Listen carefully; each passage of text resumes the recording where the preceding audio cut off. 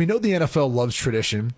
We know the NFL loves kind of basically taking your calendar and saying, how can we, get you in bed with us, right? They've already done it for Thanksgiving forever.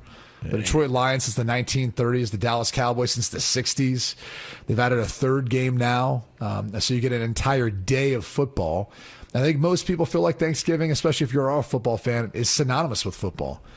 But now the NFL is attacking Christmas. What used to be an NBA holiday has now become an NFL holiday. But there was a thought that they might tie the Kansas City Chiefs to Christmas as being a staple there. However, the NFL has walked that back a bit, saying that they don't want to get tied to any one team. And I got to be honest with you, I understand completely why. As we look in a vacuum, it looks like the Kansas City Chiefs are going to be great forever. Patrick Mahomes, Andy Reid, the rest of the stars there, of course. But if you think about it 15, 20 years from now, I don't know if you want to put yourself in that position. Look at the Detroit Lions, for example, on Thanksgiving. And I think Lions fans would admit this. For years, maybe decades, you'd say that was a Lions team that underperformed on a holiday. And unfortunately, every single person that was a Lions fan on Thanksgiving had to be reminded of the lack of success of the Lions. Now, that's changed in recent years, but I think it makes a lot of sense that the NFL doesn't want to tie themselves to one team, probably for that reason. And even though the Chiefs are great now, it doesn't necessarily mean they're going to be 20, 30 years from now. Well, I'll say you're right in that estimation. And, when you look at it from the standpoint of just how it all works, what point was I going to make? I totally lost my place and my point here. But, I just look at what the scenario provides, Q, and it's interesting to think that scheduling and teams and where they're going to be and how they're going to do, it's hard to forecast how good a team is going to be and for how long. Maybe outside of a certain few, Kansas City being one of those teams, but being married to it, I think that's a hard sell. I think in today's consumer driven, type of approach, I think that's a hard sell. But I also think that if you look at what the NFL is doing, I mean, they're showing that they like diversity, right? Look at what they've done with the draft and, just different things like that. Like, they've always moved the Super Bowl. They got weird about the Pro Bowl, started moving the Pro Bowl around. So they're always trying to figure out different ways. I wouldn't be surprised if they take, some of these games on the holidays and take them overseas, whatever it may be. But I think it's hard to sell the idea of this team, even though they've had, Kansas City in particular has had so much success. You're going to sell that this is going to be the team you're going to see like during this holiday season in particular. I mean, I think that the cautionary tale is you did that with Detroit. And you see the Detroit team almost became like the Washington, what were they called? The Commanders or the Generals, the ones that played against the Harlem Globetrotters. It's like you didn't see a very good team, a good product, and the show was meant for them to lose by the time you got to the end of the show. So it's just kind of like, for me, I don't think that you should marry a team to a particular date. I think it should be based upon how good the teams are that are playing at that time. Nothing better than having a holiday season where you could be home with family and friends that you haven't seen for a while, eat food, pass out, sit on a comfortable couch or on the floor, wherever it may be, a recliner seat, and watch some good football. And that's, the better the matchup, I would assume more interest there'd be. So I think there's a couple of different angles on this. And the first is what you're speaking to, which to me more speaks to the networks or the streaming services. So I think if you're them, like, as great as it sounds to have the Kansas City Chiefs, there's a staple every Christmas. Again, it looks good now, maybe not so much depending on how things would change in the future. And so there's an element of like, we're trying to sell the best game. We're trying to sell the biggest game. So if you lock yourself into one team, you have the potential for that not to be the case. So I think that's the biggest thing long term is the NFL is looking at trying to get to that $25 billion mark by 2027. We just saw the report last week. They went over $23 billion last year. So they're not far off. And as you look forward into the future and you look at the different ways in which they can try to get more money out of Netflix or more money out of Amazon, the deep-pocketed streaming services, it would be selling them whatever that best game is. And there being some sort of flexibility in the scheduling at that point. So that makes a ton of sense to not lock yourself in with one team because there's no need to. If you think about it, and that's maybe how it can work, you can ride this red wave of the Kansas City Chiefs while you got it, as far as the scheduling goes, and then you can figure it out after the fact. But I wouldn't be shocked if there wasn't some element of flex scheduling in regards to that holiday, even though it would be tough because I think there's a lot of people who obviously are planning for the holidays. And if you set the game, you set that schedule, you'd be thinking that fans are probably going to be flying in for that specific game. Or maybe that they're making that part of their tradition. But that brings me to the next question.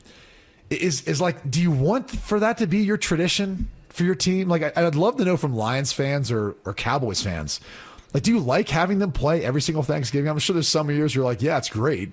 And other years are going, no. Like, I'd rather just watch some other team win or lose and not have to have my heart ripped out on Thanksgiving, along with having to get into, whatever conversation with, said uncle that's just going to talk about all kinds of shenanigans.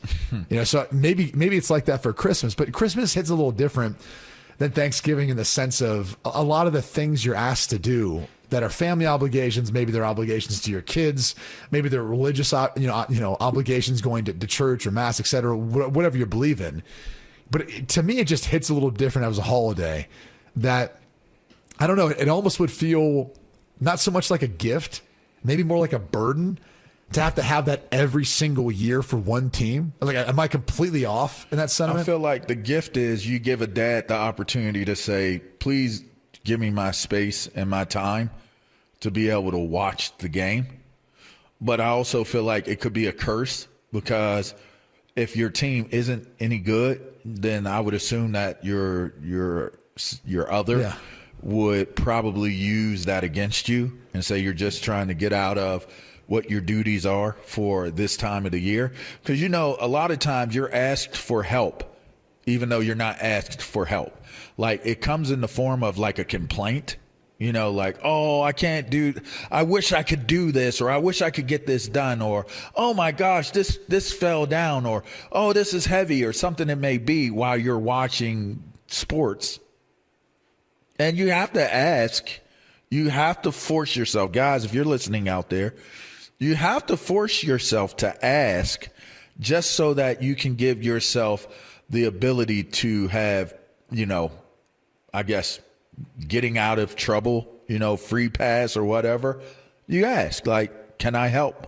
Are you okay? And on the meanwhile, on the inside, you're hopefully giving them what they wanted, which was you let them know you're there to support them and that whatever it is that you need to work on, that you're available to do it. I remember one time it was a Barbie doll mansion, Q. Like, it was this big ass Barbie doll house, and the game was on. I think it was a bowl game that was on, and it was heading into Christmas. And I'm watching the game. It was a good game. I don't even really recall who was playing, but I hear, oh gosh, and I was like, are you okay? Is everything all right? She's like, I'm just having the hardest time putting together this dollhouse. And I looked at the dollhouse, and I'm not one for domesticated work. Like, I'll cook and walk the dog, like different things, but not crazy domestic. I'm not handy or anything like that. So I looked at the dollhouse, and I was like, oh, well, let me see if I can help you, right? And I grabbed the directions, Q. I look at the directions. I start reading the directions, and I'm like, oh, there's no way. I can't do this. So I was like, I was like, it's unfortunate for you and for me because you need the help, and I want to help you. But looking at these directions, I just ain't going to be able to do it. I probably do more damage to this mansion than I do good to it. So I'm going to just go back over here and I'm going to stay out of your way and I'm going to watch this game while you try to figure out how to put together this Barbie doll mansion. And then the response was, well, what if I can't get it together, this, that, and the other? And I said, well, we got enough guys that play on the team, in high school or whatever. We could call them. They come over, they can look at the directions, and they can build it. She's like, but why can't you do it? I said, well, I already answered why I can't do it.